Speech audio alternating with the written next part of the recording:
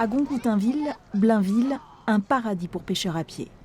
Coques, bulots, moules, praires, ici l'estran est généreux en fruits de mer. Ce jour-là, le coefficient des marées n'est encore que de 87, mais il est suffisant pour pêcher la palourde.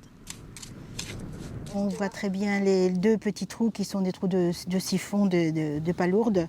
Alors on va bien voir si on se trompe ou pas, parce que ici dans un substrat vaseux, et c'est pas ce qu'ils préfèrent souvent, mais voilà, en voilà une.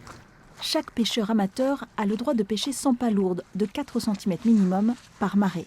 Mais pour l'association APP2R, Association pour une pêche à pied respectueuse de la ressource, il faut aller plus loin.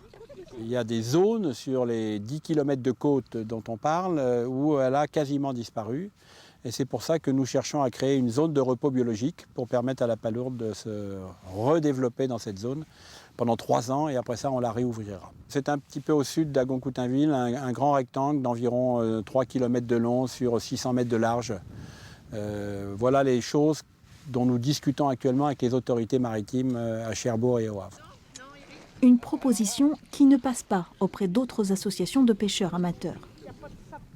Elle ne manque pas. Aujourd'hui, vous avez pu constater que les gens pêchent leur sans palourde sans difficulté. C'est le premier jour de la marée. Nous, encore hier, on pêchait sans palourde en l'espace de 40 minutes. Pour préserver la ressource de palourde, la PP2R pose une autre question, celle des outils utilisés pour la pêche. Car la cuillère, le couteau ou la petite griffe perturbent moins l'équilibre de l'estran que les grands râteaux. Il faut prendre des cours parce que c'est pas évident à pêcher comme ça. On prend le seau et on y va. Allez, bonne journée. Informer des bonnes pratiques pour une pêche raisonnée, voilà ce que souhaitent les membres de la PP2R. Et pour mieux sensibiliser les estivants, l'association a ouvert un petit musée dans le centre d'Agoncoutainville.